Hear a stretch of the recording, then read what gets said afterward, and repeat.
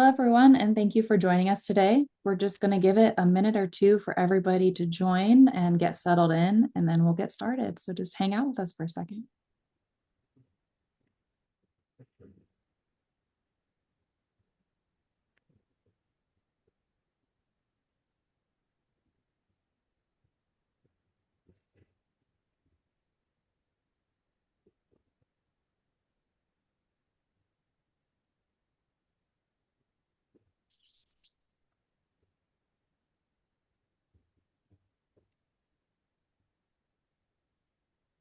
Awesome. I can see a couple people hopping in, so let's give them a minute.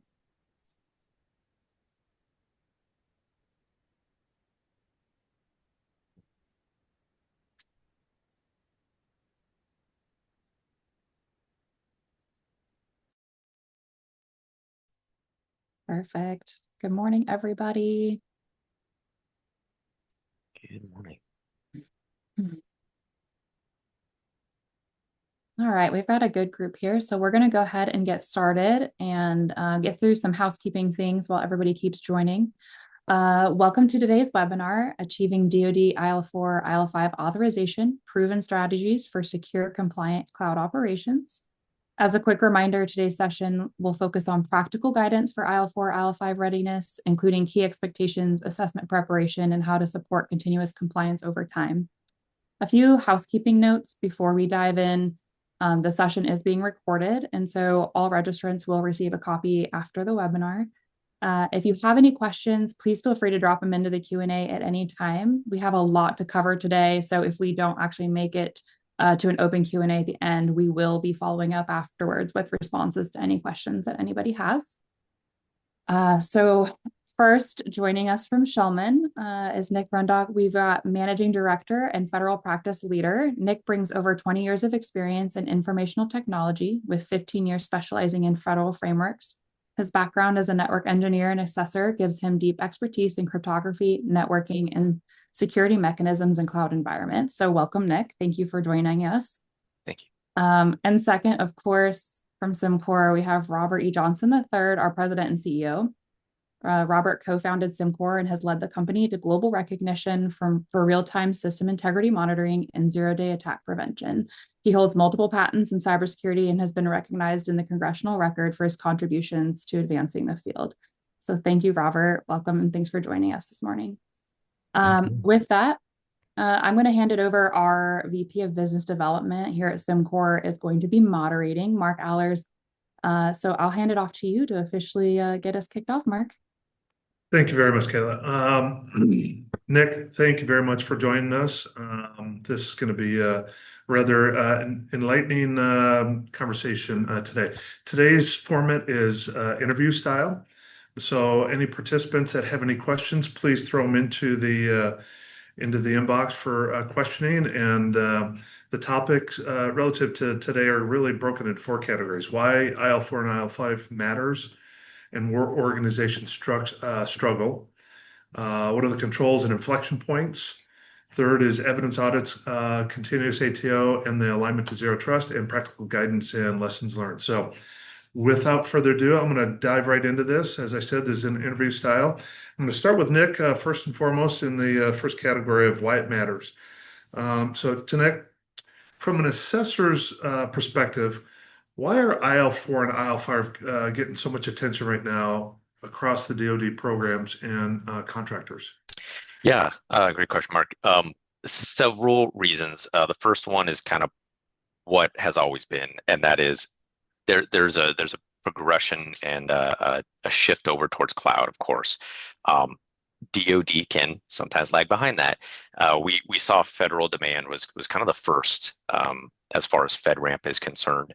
So FedRAMP leads into IL4-5 because they are built on top of FedRAMP. So DoD requires IL4 and 5, depending on a few different definitions. But what we're seeing is Air Force was probably the biggest early adopter.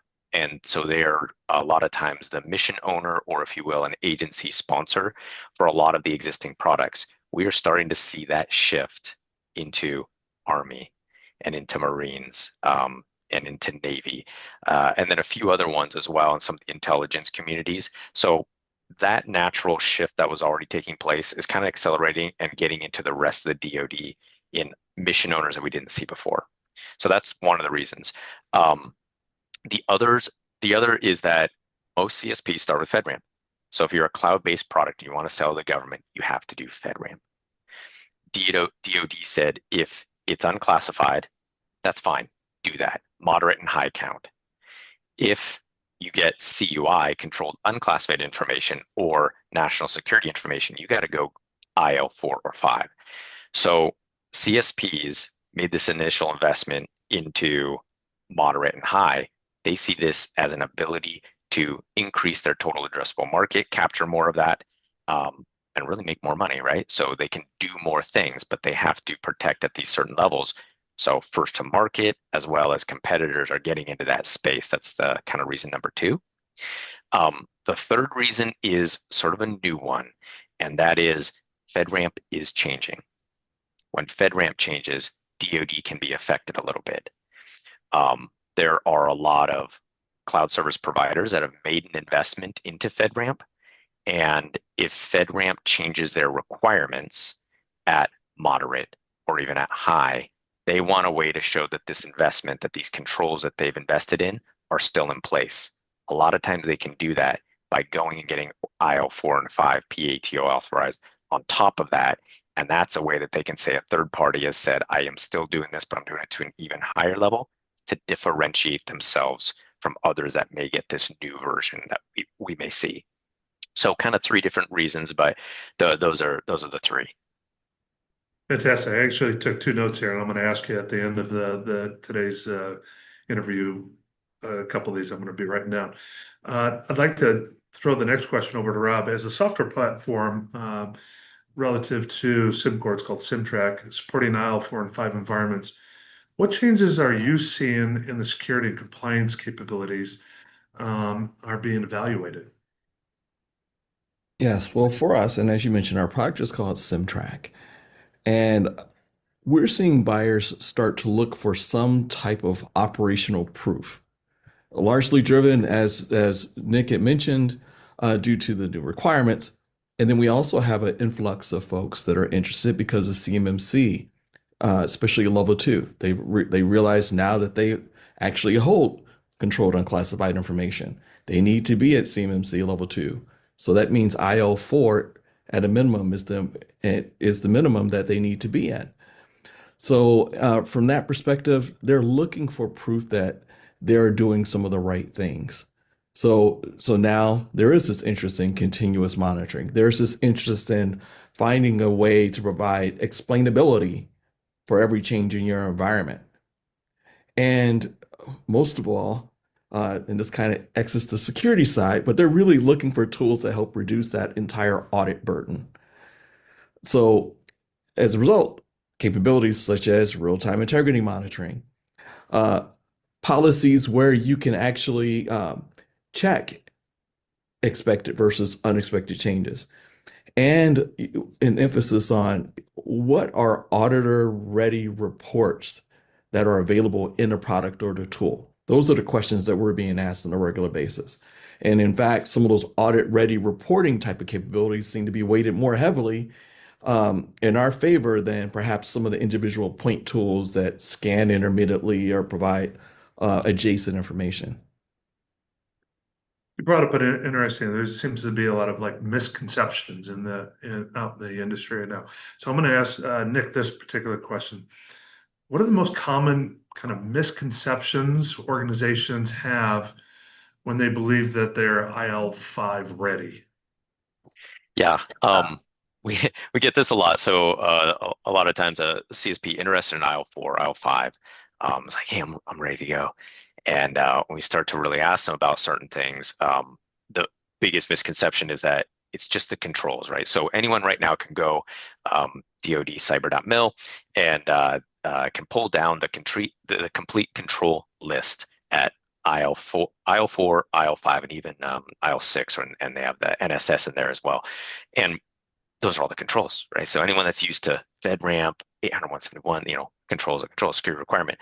And What's not in there though is the DoD SRG, the Security Requirements Guide, that really dictates this whole process, this IL4/5 authorization process.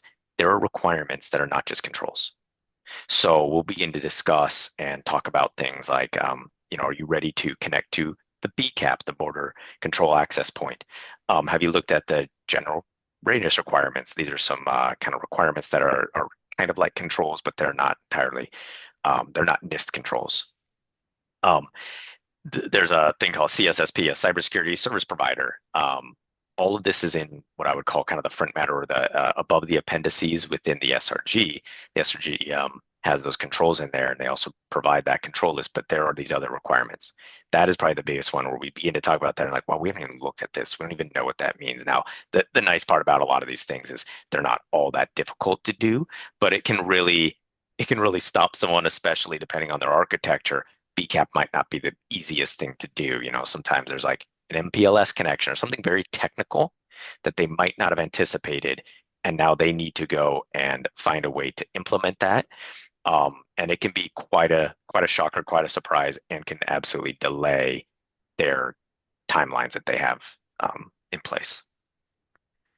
So from a audit perspective, crossing the chasm over to the platform perspective, I'm going to ask Rob this. How do those misconceptions typically surface when organizations are attempting to operationalize IL4 and IL5? I think it starts with a little bit of culture shock and a little bit of self-awareness. I think they begin to realize that they don't know as much about what's happening in their infrastructure that they may think that they do, especially in the cloud. So there are these gaps that begin to become apparent. For instance, unmanaged drift, especially in cloud platforms or via Kubernetes or Docker containers. Those are big gaps in their awareness. Gaps in when changes to user permissions occur. The need for this continuous compliance and having that awareness makes that gap seem even wider and more apparent to them. And then to extend on that, they also are not only missing when drift occurs, but then why. They're missing the context on what's occurring. So they begin to realize, well, you know what? We don't have any clear view on who made these changes. We don't even realize what made the change or how a change occurred. So these gaps in their change management process become really evident.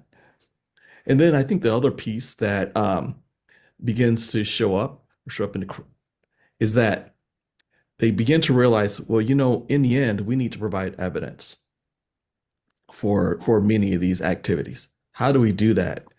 And they begin to realize, in order to meet the evidentiary requirements, you realize, boy, this is a highly manual process. So they're beginning to realize, these periodic scans or tools that are looking once a day. I mean, you're missing up to 24 hours of data that you actually need information on right away. And it's becoming increasingly difficult because of that to understand, well, was this change related to something good? Was it authorized, or was it change related to something bad, unauthorized? So it's interesting. You brought up the word evidence, and I know Nick and I have had this conversation in the past several times about where organizations struggle the most. So Nick, across IL4 and 5 assessments, where do you see the most common shortfalls? Yeah, the pitfalls of IL4/5. Yeah, so when we do a lot of assessments, obviously we're looking at risk. We look at impact and likelihood of the gaps that are identified.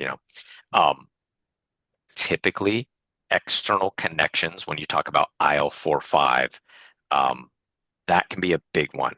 So FedRAMP and for the SRG, there is a concept that you need to have an equivalent connection because it's seen as an extension of your system. So for instance, what I mean by this is if your system is IL4 and you want to use a vulnerability scanner that's cloud-based, you need an interconnection. You need to interconnect to a system that's authorized at least at IL4. That can be a problem because what will happen a lot of times is due to earlier, like I say, the natural progression for most cloud service providers is to go after moderate or go after high and then add on the DoD or Department of War now overlay on top of that. So what will happen is they don't realize they need to do an analysis of all their existing interconnections and make sure they're at to the same level. Now, they can be assessed, and you can look at the type of data that is going across those, and there can be exceptions, or you can carry potentially some of the risk on your POAM. But the general rule is that you must make sure that it's equivalent in the authorization. So FedRAMP moderate to moderate, high to high, and then impact level as well. So going from 4 to 5, while the number of controls might not always be that great, sometimes those interconnections will greatly limit your capability to do so. So that's one of the biggest ones we see. We always try and ask about that early and make sure that they've factored that in. Think of access control. That's probably not going to be it's probably going to be a showstopper if you're using something like access control at a lower level. Vulnerability scan's a big one. Logging is another one. Those are the type of interconnections that really matter. The platform itself can also be a big showstopper if you're built on east-west, which is authorized for moderate, but not for IL4 or 5. You now need to look at an architecture change. You're looking at completely changing your infrastructure as a service platform. The other one worth mentioning, we run into this all the time. You're required to test some of your incident response plans, business continuity plans ahead of time. We'll get to the actual assessment phase. Folks have not even tested that yet. So that's a big one that we just always run into, and it's always worth mentioning. We're always like, just test them ahead of time. Doesn't mean it had to be successful. It just means you need to test ahead of time. You still need to meet the requirements, but please test those things ahead of time. So Rob, similar question to you relative to the struggle and the pain. What do you observe across your customer base? Which of those gaps are most often caused by tooling limitations rather than intent? Well, when it comes to intent, I believe that there's always good intent, at least by our customers and most cybersecurity professionals. But I think that the tooling itself does lead to actual limitations, despite the best intents.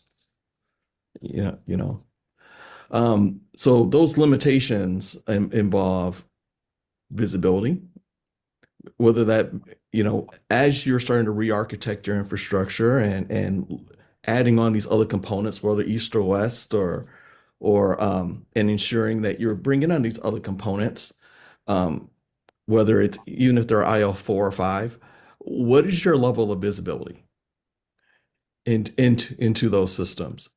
And is that visibility real time or not? So that's one key limitation. Another limitation, I believe, is poor change attribution in context.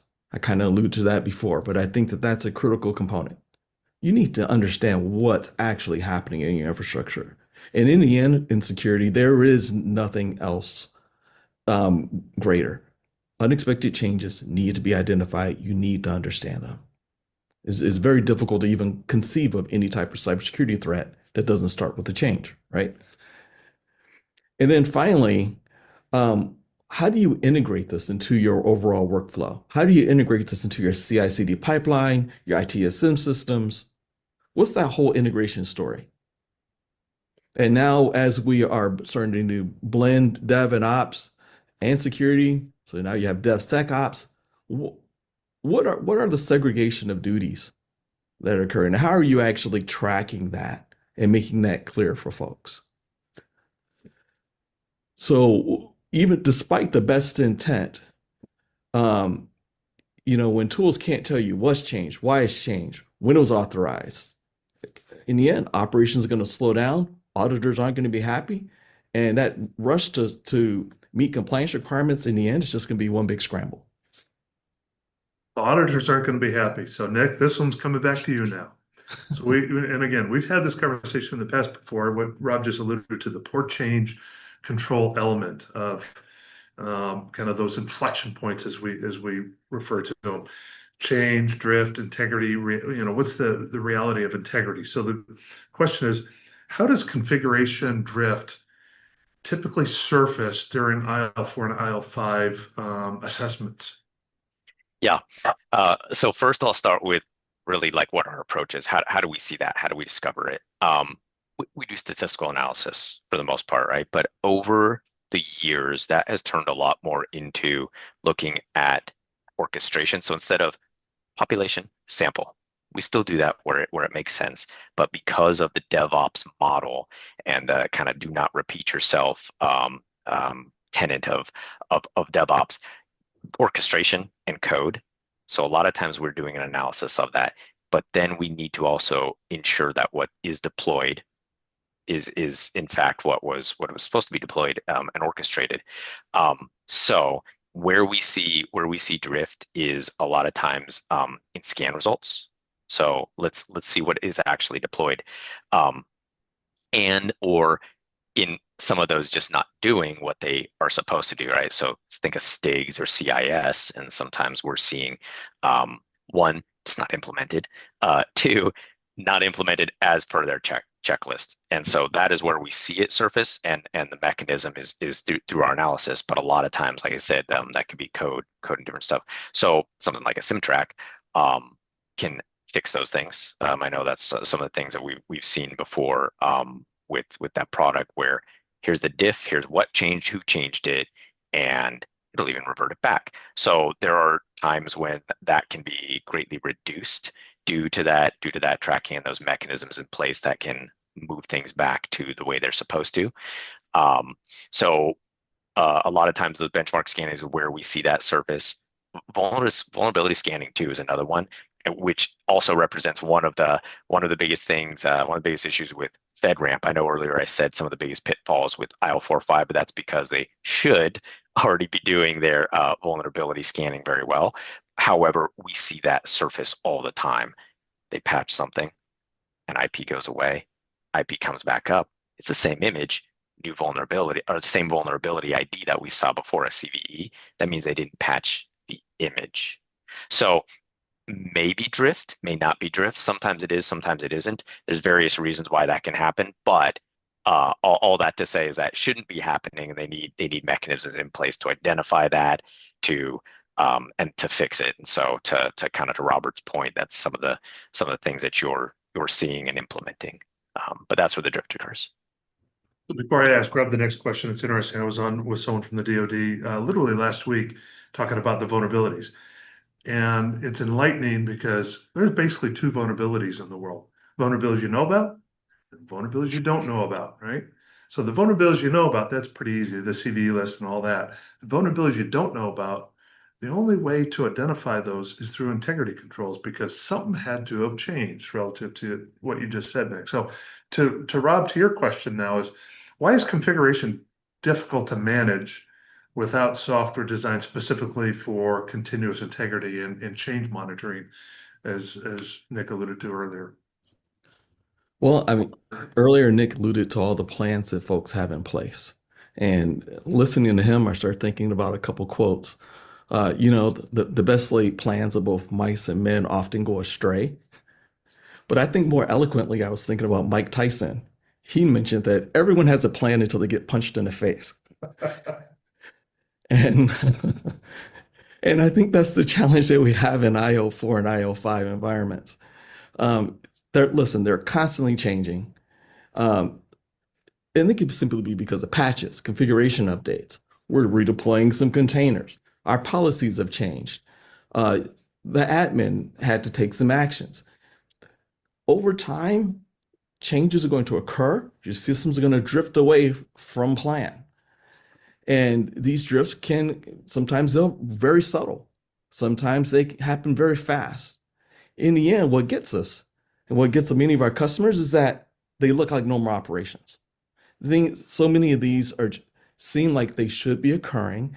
It's normal until it breaks, or until an auditor or assessor asks for evidence.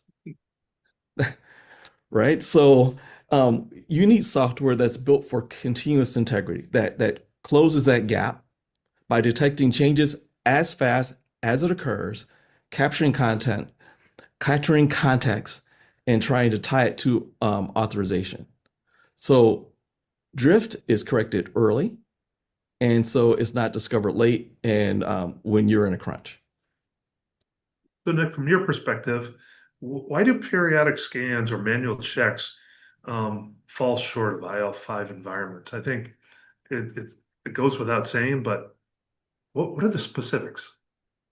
Yeah, to build on what I was saying before, this feeds right into that. So why do those things fall short and why do they not capture that drift and some of those things? Um, Back to that CVE example. So scan 1 month, I scan another month. Those CVEs should be going away. There's SLAs that you need to meet for high mod low according to CVSS 3.0 scoring. What happens when one pops back up? Um, I know it popped back up. That's binary, that's a yes, no.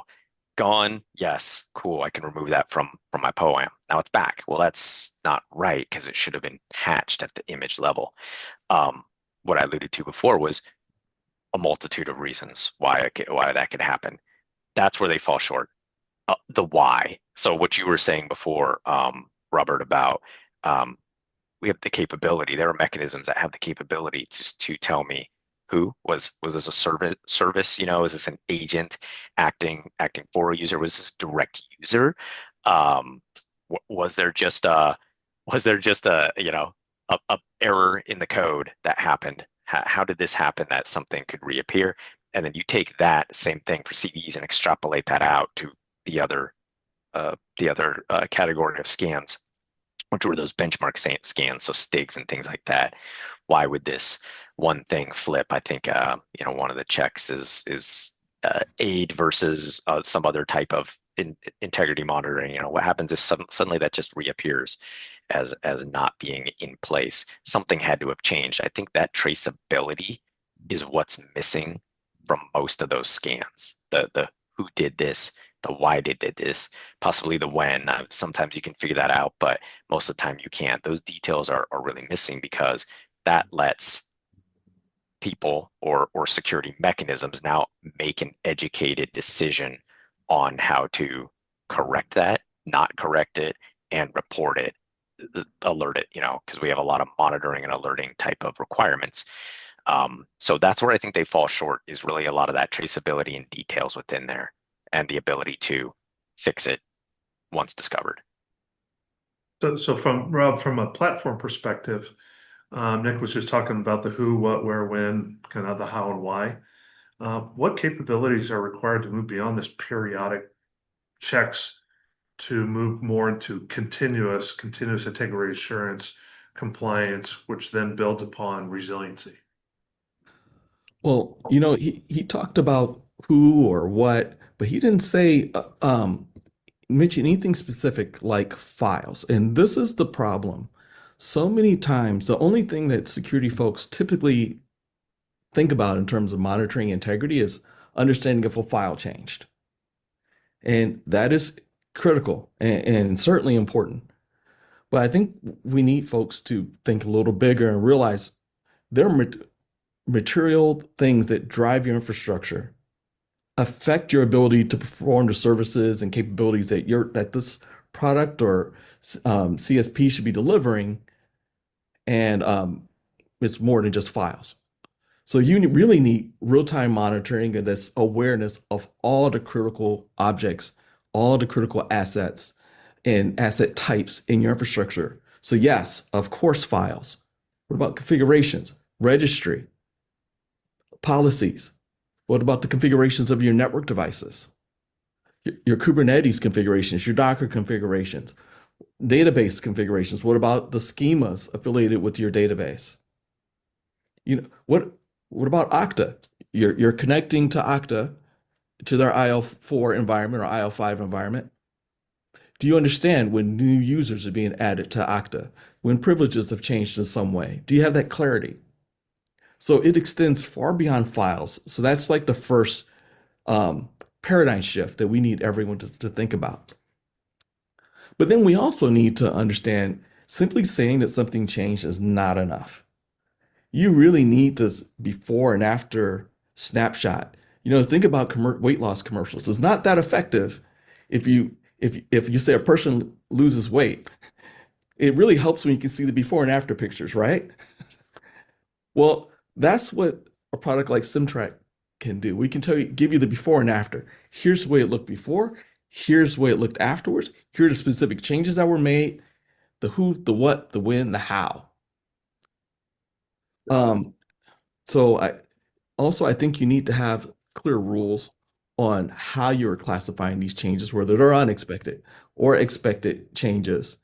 And as Nick just mentioned, that response capability is critical. They're starting to test these incident response plans, and having a clear path and automated and repeatable methodology and workflow for handling alerts, tickets. When do you restore from some state back to its baseline? And then, of course, reporting to wrap it all up to support assessors and that continuous ATO or provisional ATO. So this is going to be a good segue into kind of the IL 4 to 5 inflection points. So Nick, at IL5, why is simply detecting change no longer sufficient from an assessor's point of view, which Rob just alluded to in his previous comments here of what our industry used to, or it still calls file integrity monitoring, FIM, but it's bigger and broader in the context of FIM from not only depth and breadth, but it's all encompassing, not just files and servers. Yeah. There's what I'll actually for this one, what I want to do is I think that I'm gonna kind of explain the first time I saw really your product like in use, and it did a number of different things, and then we spoke and you demoed. It's a really cool thing that I thought was pretty amazing. It was we decided that this directory with these DLLs should be locked down in a way kind of like an immutable container, but it was I think an operating system or something that didn't quite have that capability. And it was, if this changes, alert me for one, which is usually a requirement all the way down to even like a federal moderate. But then as you go up, it has a lot of these requirements in it. It reverted back automatically. So it went beyond detection, which detection's great because you alert someone and they can go investigate. But if you already have predefined rules that are like, no, change this back now, so it stops the spread of worms and other type of malicious code that can propagate. That's a huge advantage, obviously, because you want to detect, contain, eradicate. Well, if you can just eradicate right off the bat, alert, and then go do your forensics on where is this, what caused us to let it in. You're way ahead of it. You've stopped damage, and you're stopping the spread of malicious code or anything else right in its track. So I think to start, that's the why of why it is no longer sufficient, is that increased security. And as you go up the stack here, the real reason that this is in place, you're not talking about unclassified information, you're talking about classified controlled unclassified information or national security information. And DoD takes that stuff very seriously, and all of us should, and it's for the protection of the nation. So you're looking at information that has more and more of an impact, and so being able to detect it, great. Being able to stop it and contain it automatically and revert back to full functionality, which then also gives you availability. Those are all very key components, and those mechanisms help to deliver those things. The other things I wanted to point out was specific to IL5, right? The difference, when you really start looking at the difference between all these controls, a lot of them are existing controls because the number of new controls is not that many. The existing controls typically have additional what we call parameters. So instead of saying something, it says, instead of saying 7 days, it says every day. Well, what you're going to notice with a lot of those where the parameter has changed to IL4 and then to IL5 as well, is it's going to say things like automatic or automation that supports this. The other one is real time or near real time. You can't do that unless you have mechanisms in place that can instantly do that. And I think some of that instant reversion with the detection is what's needed to satisfy those controls. I'm glad you brought up kind of the move from detection to protection. In the industry, we have this little thing called ransomware, right? And everyone's always focused on when I get and everything gets encrypted, how quickly can I restore, repair, and recover?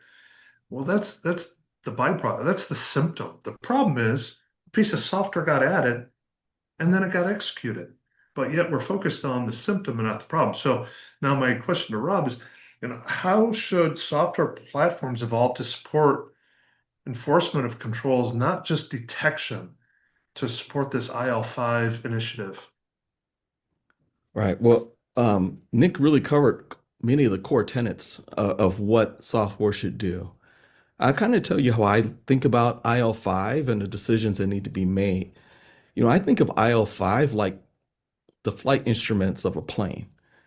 Now, if you're flying a plane, you don't check your altitude once every couple hours or once a week, do you? You're checking your altitude constantly. And then finally, when your altitude starts to drop, you don't simply send a report out to your auditors that my altitude is dropping once a week when you finally decide to check. You're going to adjust. You're going to make that adjustment right away because your objective is to get from one place to another when flying a plane. Similarly, these systems, our infrastructures, it's not enough to simply know something has changed. You need to keep the mission of that system in a trustworthy state so everyone can depend on it. Again, this is information. These are systems that hold controlled unclassified information or classified information.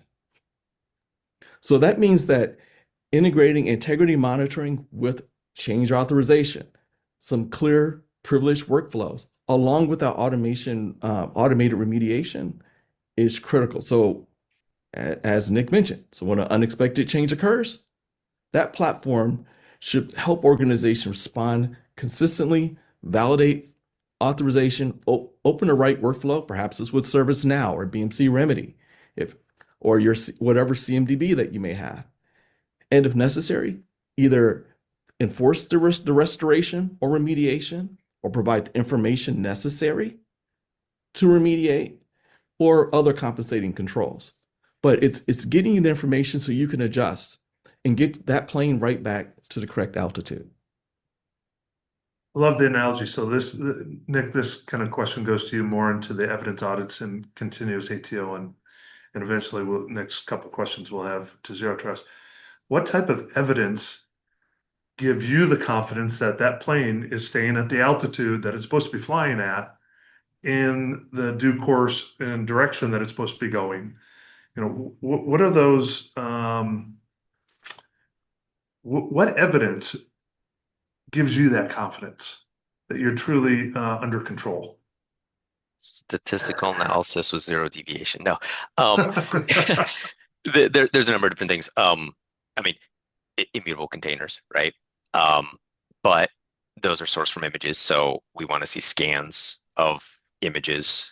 We want to see, how code is pushed to production, because there's probably almost always some sort of a CI/CD type pipeline that gets pushed to production, and we want to look at those interfaces and things like that. So there's a holistic approach to ensure that environment's truly under control.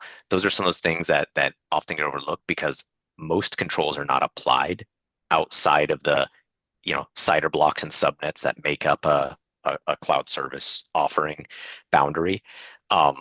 So there's a lot of things we have to look at. There's a people portion of this, and then there's a component process mechanism portion to this as well. So that's why we've seen a big shift towards more containers and things like that.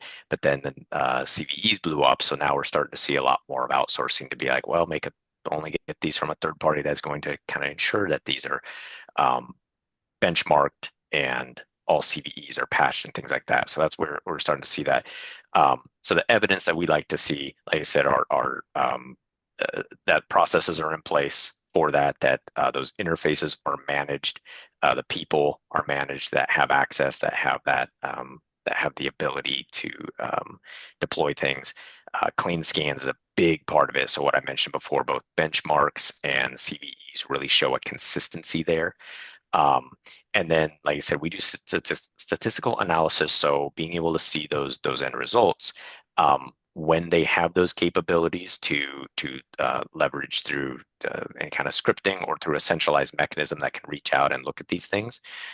Those help as well, and we're starting to see those. So once again, looking at things like a SimTrack and other mechanisms that help sort of bring that all together and can look at everything and show us what has changed, if anything did, and what was done about it. And then leveraging, like I said, that combined with all the scans and everything else, that's usually what we see.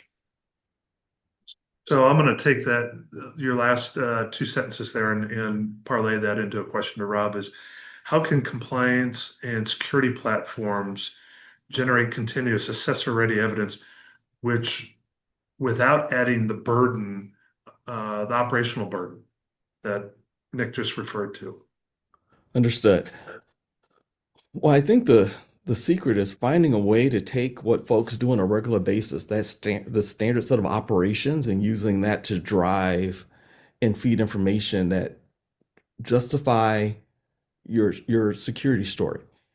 So I think in terms of a platform, that means that the platform should continuously capture change events, find a way to attach context, as I mentioned before, those authorization related information or signals, and store them in some method that can be easily accessible, searchable, because that's literally your evidence trail. I think that platform for that evidence you mentioned, it should also generate audit-ready reports on demand at any time. What stayed compliant? What drifted? How quickly was it corrected? Who corrected it? And were there any other events that kind of supported that event or contributed to that event? I think that when you can generate evidence continuously in real time with that level of insight and context, then when it comes to the time to actually prep for your audit, I think at this point it just becomes reporting. It's not an archaeology project. It's just reporting. Fantastic. So I'm gonna transition a little bit here over to the zero trust. We keep hearing zero trust, and the context of what it is and everyone's interpretation.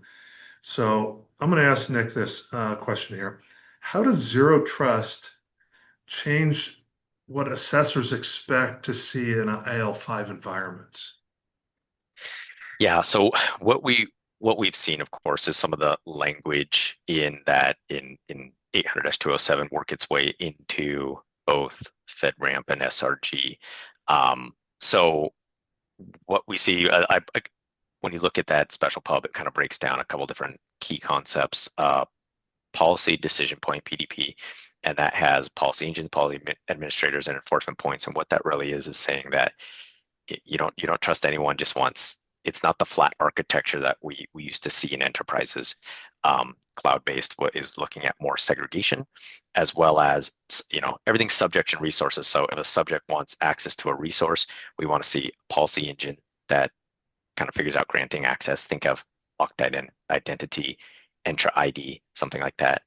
Then we want to see the policy administrator, which controls the pathways and authentication. Think of ZPA or Google Identity Platform. And then policy enforcement points that enable, monitor, or terminate connections between those resources and subjects. Think ZIA, ZPA at the edge enforcement, a CrowdStrike endpoint enforcement, things like that. What you'll see is those things at different points. Those are kind of the mechanisms. So how has it changed what we see? We are starting to see a lot more of that type of mechanism that has those capabilities to do that every time a subject wants access to a different resource, the easiest way to think about it, or possibly even a different area, and that spread throughout a cloud service offering boundary at different points to ensure that that is always done, that we're no longer just saying, you popped in your CAC or your username and MFA. You're inside the gated wall. Go walk around, do whatever you want. No, you want to go into the shop or the tavern or the whatever. If we're in a Dungeons and Dragons castle here, each room, like, you got to re-authenticate. It's kind of that monitor reference, that concept that we used to think about.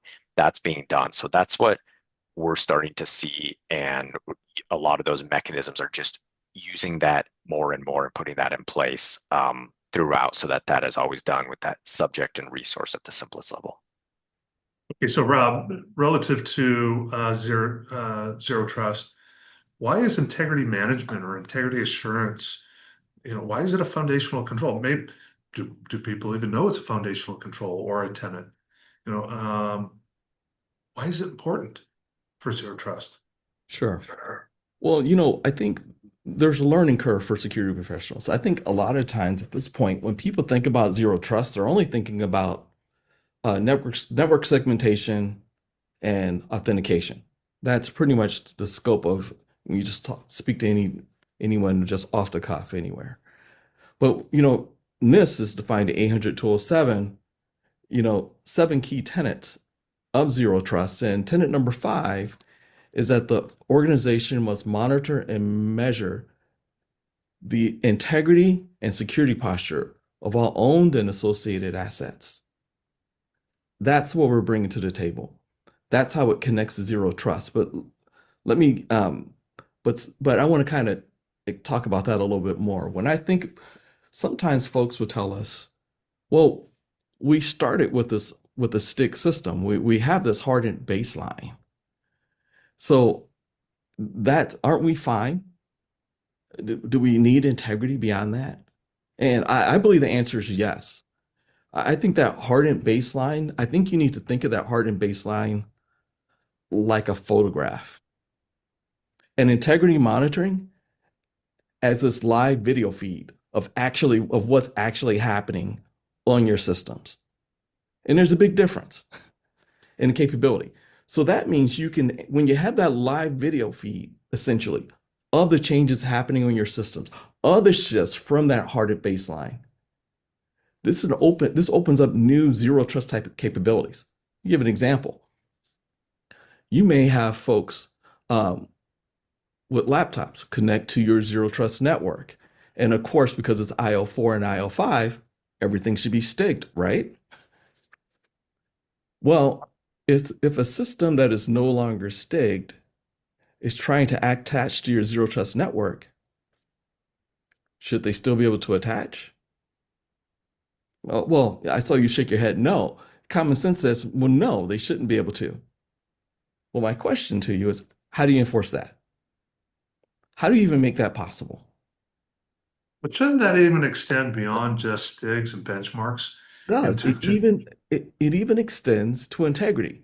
If a system has been compromised in some way, even in that IL4 or IL5 environment, should it still be able to be online and participate with the rest of the zero trust components in that infrastructure? Right now, the way most folks do it, you can connect to that laptop can connect into that environment, zero trust environment, whether it's stigged or not, and systems that are compromised are trusted just as much as systems that are not compromised. It sounds illogical when you say it, but literally the problem is we don't have tools to kind of separate things out. So this is where we put a lot of effort and time into creating the ability to actually provide integrity and baseline related information directly into zero trust platforms such as Zscaler. So now you finally can say, no, this laptop trying to attach to our zero trust network, no, it is no longer stigged. So no, we're not going to allow it to attach to our zero trust network. These servers, we have a cluster of 20 cloud resources that are being leveraged on a regular basis. We can see that these 3 have been compromised. No, we're not going to push more Kubernetes workloads and containers to those servers anymore. You have the information now to actually do that. And we can provide that information live and in real time and in an integrated, easy to use fashion. So now integrity is this critical trigger to let you know, is the workload good? or is it bad? Does it have good configuration or not? Has it drifted? And I believe that when you have that level of information, you can meet the true objectives, as you mentioned earlier, the true intent of zero trust in these types of environments. Fantastic. We got just a few minutes left here. I'm gonna jump to kind of the last part here is practical guidance and lessons learned. So, and we'll want to leave a couple minutes if there's any questions. So, Nick, if you could give one piece of advice to organization preparing for IL4 and IL5 assessments based on our conversation today and the relevance of some of these topics, what would it be? Yeah, it's really the investment piece.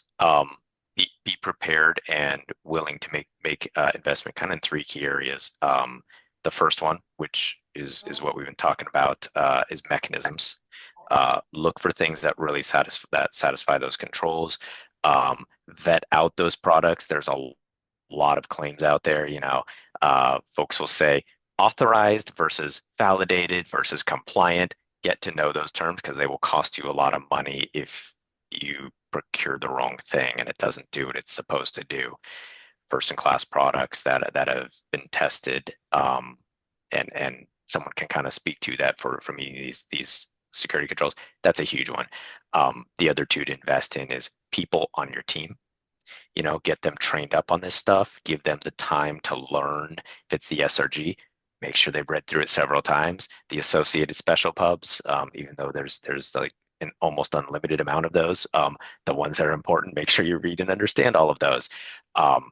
And then the last one is on external people. Go get experienced consultants, advisors, and assessors that can help you through the process and know what to identify, so that you don't get to the end, hand it to the stakeholders, your report, and it's missing things and not doing what it's supposed to, or worst case, an exposure happens, or an availability outage type thing that could have been avoided. Fantastic. So, thank you for that. And then I'm going to parlay this over to Rob, but I'm going to preface it by saying when we talk about the controls, this is near and dear to my heart because it's that one saying, know a thing or two because I've seen a thing or two. And when we talk about like FedRAMP High is what, 101 controls, specific to high and then medium to 80. Some of these controls that we're talking about for integrity, half of those controls, 54 of the 101 are integrity controls.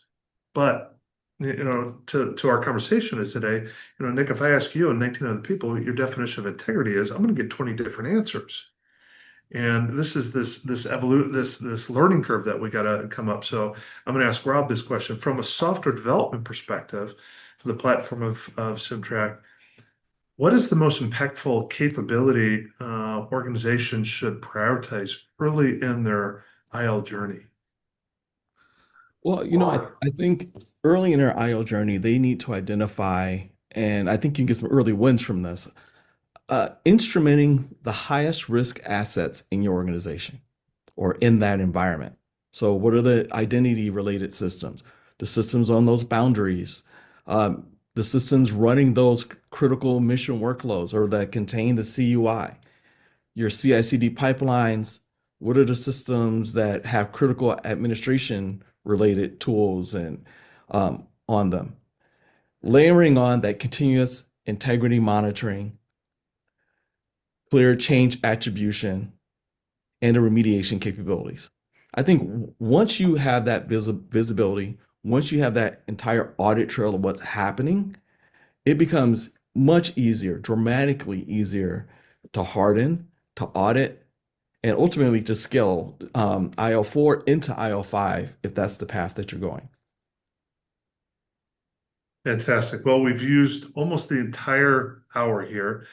I want to thank both guest presenters here, both Nick and Rob, and thank you for your time today. I'm going to turn it back over to Kayla if there's any questions, and I know she will be able to encapsulate this into an email for all the participants so that there will be some supporting documentation or evidence in this case to help those that are in IL4 to move to IL5. Awesome. Thank you, Mark. Yeah, thank you everybody for joining us today. On behalf of SimCore and Schellman, we really appreciate your time and participation. The webinar recording will be emailed to all registrations shortly after today's session.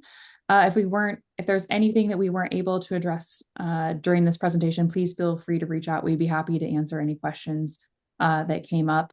When you exit the webinar, there is a brief survey. It's only about 60 seconds to fill that out, and your feedback really helps us improve the future sessions, as well as share the most relevant resources to you and your organization. If you would like to see SimTrack in action after today's session, you can view an instant preview at simcore.com/instant-preview. There is a link in the chat as well. And we have a host of videos on our YouTube channel at SimTrack, and that's CIMTRAK. Thanks again, everybody. We really do appreciate your time, and best of luck in your IL journey. And thanks, everybody. Have a great rest of your day. Thank you, Nick. Thanks. Yeah, thank you. Thank you, Nick. Thanks, Rob.